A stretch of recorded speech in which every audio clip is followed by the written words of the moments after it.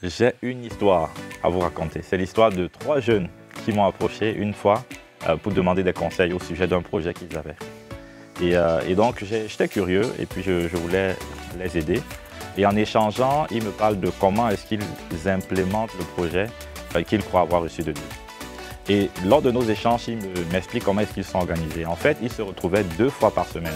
Donc, je crois que c'était le lundi et le vendredi. Le mardi et le vendredi.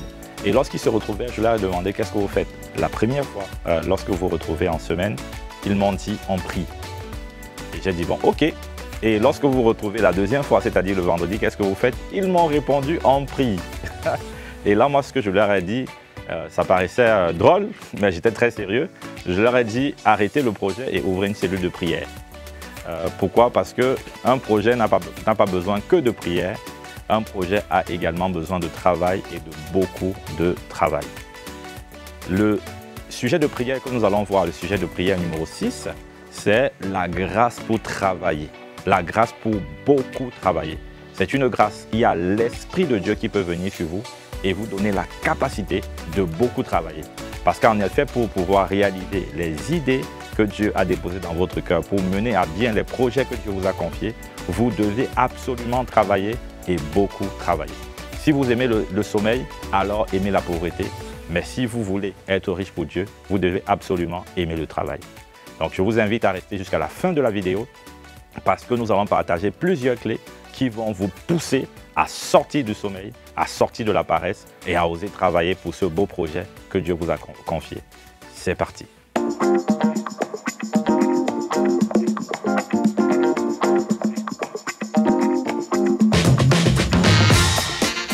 Nous allons donc voir quelques vérités au sujet du travail. Quelques vérités au sujet du travail pour vous amener à prendre conscience de l'importance de demander à Dieu la grâce de travailler beaucoup, de travailler longtemps. La première chose que vous devez savoir au sujet du travail, le travail procure l'abondance. La Bible nous dit dans Proverbe 14, verset 23, « Ton travail procure l'abondance, mais les paroles en l'air ne mènent qu'à la disette. » Vous savez, on a beaucoup de discoureurs, surtout au milieu des chrétiens. On a beaucoup de personnes qui ont de grandes visions, qui reçoivent de grandes révélations. Mais on a très peu de personnes qui décident d'y accorder le temps et l'énergie qu'il faut pour pouvoir amener à réalisation ces visions. Mais la Bible nous dit que l'abondance est la conséquence du travail.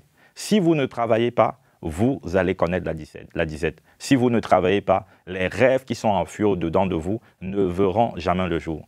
Et ce, peu importe le nombre de prières que vous faites, peu importe le nombre de jours de jeûne que vous prendrez, peu importe les connexions que vous aurez, vous avez besoin d'associer à tout cela une grande capacité à travailler beaucoup, à travailler longtemps.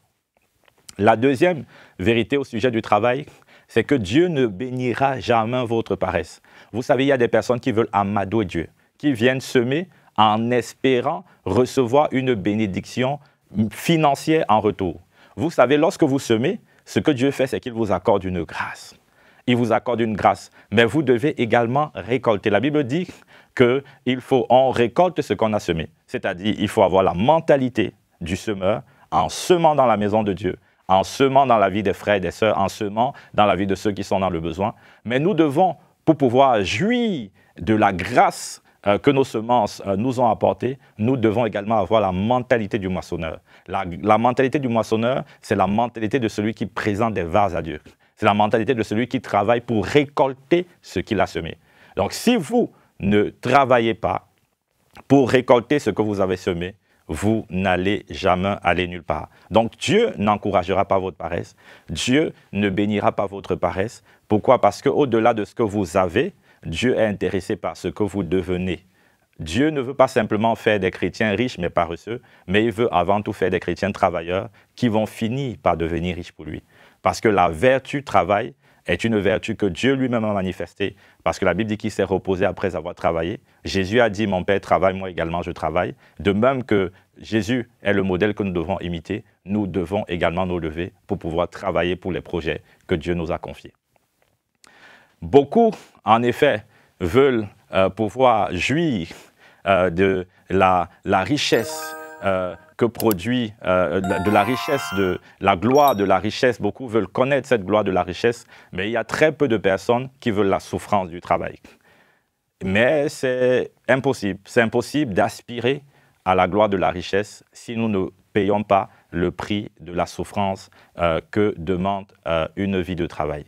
La Bible nous dit dans plusieurs passages, je vous invite à lire Proverbe 24 au verset 30 et 31, la Bible dit « J'ai passé près du champ d'un paresseux et près de la vigne d'un homme dépourvu de sens. Et voici, les épines y croissaient partout, les ronces en couvraient la face, et le mur de pierre était écroulé. » La Bible montre le désastre que se produit dans la vie de quelqu'un qui aime le sommeil, qui aime la paresse. La Bible nous dit que sa vie est une ruine totale. Les finances de beaucoup sont des ruines totales, simplement parce qu'elles ne veulent pas payer le prix de travail. Les rêves que beaucoup ont reçus sont enterrés simplement parce qu'elles ont décidé de ne pas payer le prix du travail. La Bible nous dit également dans Proverbe 21, versets 25 à 26, « Les désirs du paresseux le tuent, parce que ses mains refusent de travailler. Tout le jour, il éprouve des désirs, mais le juste donne sans parcimonie. » Donc la Bible nous dit que le désir du paresseux le tue. Il y a beaucoup trop de personnes qui ont des désirs. Dieu veut répondre à ces désirs, mais Dieu ne va pas répondre en vous maintenant dans la paresse. La solution pour pouvoir capter, pour pouvoir amener à manifestation la réponse de Dieu, c'est de vous lever et travailler durement. La Bible nous dit également, il y a plusieurs passages que vous pouvez lire. Je vous invite à lire par exemple Proverbe 20, verset 4. Je vous invite également à lire Proverbe 20, verset 13. Et dans Proverbe 20, verset 13, il est dit « N'aime pas le sommeil, de peur que tu ne deviennes pauvre. Ouvre les yeux, tu seras rassasié de pain. » N'aime pas le sommeil. Je vois quelqu'un qui aimait le sommeil. Tu aimais le sommeil, tu étais, je vais dire, un dormeur professionnel. Il y a des gens qui peuvent écrire des livres autour du sommeil. L'art de dormir, l'art de beaucoup dormir, l'art d'aimer le sommeil. Il y en a qui peuvent même être des professeurs agrégés lorsqu'on parle de sommeil. Mais la Bible dit de ne pas aimer le sommeil, de peur que tu ne deviennes pauvre. Ça veut dire que la pauvreté est associée au sommeil. La pauvreté, c'est l'ombre du sommeil. Lorsque tu possèdes le sommeil, tu possèdes avec le sommeil la pauvreté. Donc fais attention à ce que tu possèdes. N'aime pas le sommeil. Parce que si tu aimes le sommeil, peu importe les prières, peu importe la grâce, peu importe la volonté de Dieu, tu vas connaître et expérimenter la pauvreté et tu ne pourras pas être cette source de bénédiction extraordinaire que Dieu désire que tu sois.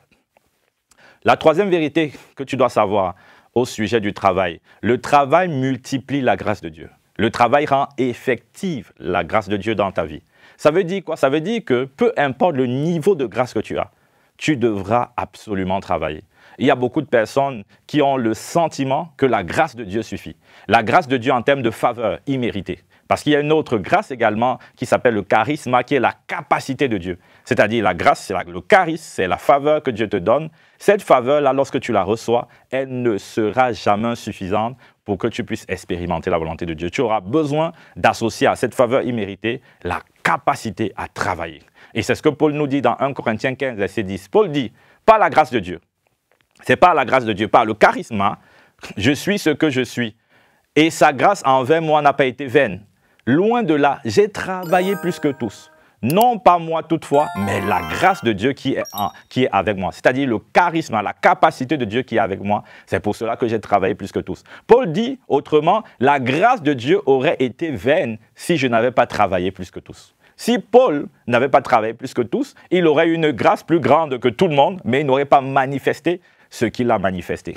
Le secret de Paul était donc la grâce de Dieu, la faveur de Dieu, l'appel de Dieu, la volonté de Dieu, mais c'était également la capacité que Dieu lui avait donnée de pouvoir travailler et travailler plus que tout le monde. Mais toi, est-ce que tu travailles?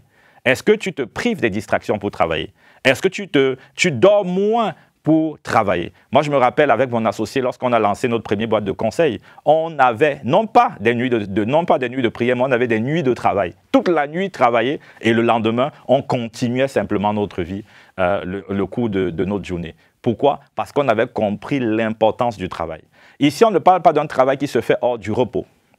On ne parle pas d'un travail qui se fait hors de la confiance en Dieu, mais on parle d'un travail qui est la réponse à une instruction que Dieu nous donne. Dieu attend que nous puissions travailler, mais nous ne mettons pas notre foi dans le travail. C'est ce qui nous garde dans le repos. C'est ce qui nous permet de ne pas être ceux qui travaillent au point de sacrifier leur relation avec Dieu ou de sacrifier leur famille. Pourquoi? C'est la différence, comme on l'a dit dans une des vidéos, entre le travail acharné et le travail selon Dieu. Le travail acharné, c'est un travail qui va venir bousculer nos valeurs, créer du déséquilibre dans nos vies, et c'est le fait de mettre notre confiance dans le travail pour réussir. En revanche, le travail selon Dieu, c'est un travail que nous faisons parce que la vertu du travail est exigée, attendue, demandée par Dieu, mais nous le faisons en mettant notre confiance en Dieu et en gardant les bonnes priorités.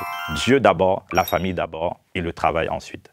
Et donc, c'est cela la différence. Mais peu importe votre niveau de grâce, vous aurez besoin de travailler et vous devez en être conscient. Peu importe les talents, les compétences que vous avez, peu importe la voix que vous avez entendue vous demander de lancer le projet, vous aurez besoin de travailler. Beaucoup de projets n'ont pas vu le jour parce que les personnes n'ont pas travaillé. Beaucoup de projets ont échoué parce que les personnes n'ont pas travaillé comme il le fallait. Beaucoup de projets sont médiocres, ne vont pas à la dimension que Dieu attendait, simplement parce qu'on n'a pas mis l'intensité et l'énergie qu'il fallait. Je vous invite donc à travailler avec engagement, abnégation, persévérance, sans rien lâcher. L'autre vérité que vous devez savoir au sujet du travail, Dieu a prévu de bénir le travail de vos mains. Dieu n'a pas prévu de vous enrichir de manière abracadabrante. Dieu n'a pas prévu de vous enrichir en envoyant un ange avec des valises d'argent. Vous savez, il y a des personnes qui finissent de prier, elles se lèvent et elles espèrent voir des valises d'argent et disent « Ah, je suis devenu riche pour Dieu ». Tu ne deviendras pas riche pour Dieu de manière miraculeuse, entre guillemets, parce que même en travaillant, c'est toujours un miracle. Déjà parce que c'est Dieu qui nous donne la capacité et c'est Dieu qui bénit. Donc c'est un miracle. Mais pas la forme de miracle que tu crois. Pas la forme de miracle. Lorsque Dieu, de manière instantanée, te donne de l'argent, c'est souvent pour répondre à un besoin ou c'est pour une raison. Peut-être c'est pour activer ta foi, pour te donner une foi dans des choses plus grandes. Peut-être c'est pour répondre à une situation de blocage que tu as et quelqu'un est venu de manière miraculeuse te donner l'argent dont tu as besoin pour débloquer la situation. Mais ce n'est pas ce qui va t'enrichir. Ce qui va te rendre riche pour Dieu, c'est la bénédiction de l'œuvre de tes mains. Et la Bible nous le dit dans Job 1, verset 10, « Tu as béni le travail de ses mains ». C'est ce que Dieu fait. S'il n'y a pas de travail de tes mains, alors il n'y a aucune bénédiction visible que tu pourras expérimenter. C'est pourquoi il faut que tu travailles. Peu importe le rêve que Dieu t'a donné, c'est possible. Mais il faut que tu te lèves et que tu prennes le projet, que tu écrives toutes les idées que tu as sur le projet, que tu commences à rechercher, faire des recherches autour du projet, que tu commences à essayer de mettre différents jalons pour l'accomplissement de ton projet, mettre des échéanciers pour chacune des étapes pour la réalisation de ton projet, que tu commences à chercher des partenaires qui vont te connecter, avec qui tu vas connecter pour mettre en place le projet et que tu puisses travailler, c'est cela travailler, que tu passes moins de temps à suivre des vidéos qui ne t'apportent pas de la valeur et que tu cherches des vidéos autour des idées, du projet, des finances, de la richesse pour Dieu et c'est comme ça que tu es en train de travailler et c'est comme ça que tu connaîtras la richesse pour Dieu. La dernière vérité au sujet du travail, le travail permet également d'exprimer ton plein potentiel. Le travail permet au potentiel que tu as enfui dedans de toi d'être visible. Et c'est ainsi que tu pourras amener plusieurs autour de toi à rendre grâce à Dieu pour l'extraordinaire source de bénédiction que tu es. Donc je t'invite à ne plus aimer le sommeil, à ne plus aimer la paresse, mais plus que jamais, à ne pas aimer également la distraction et les réseaux sociaux, mais plus que jamais, à investir en toi pour augmenter ta valeur, à investir du temps dans les projets que Dieu a mis dans ton cœur pour les voir, pour les amener à réalisation. Et si tu le fais, la grâce de Dieu qui est déjà sur ta vie sera évidente, sera manifeste et te conduira vers les sommets.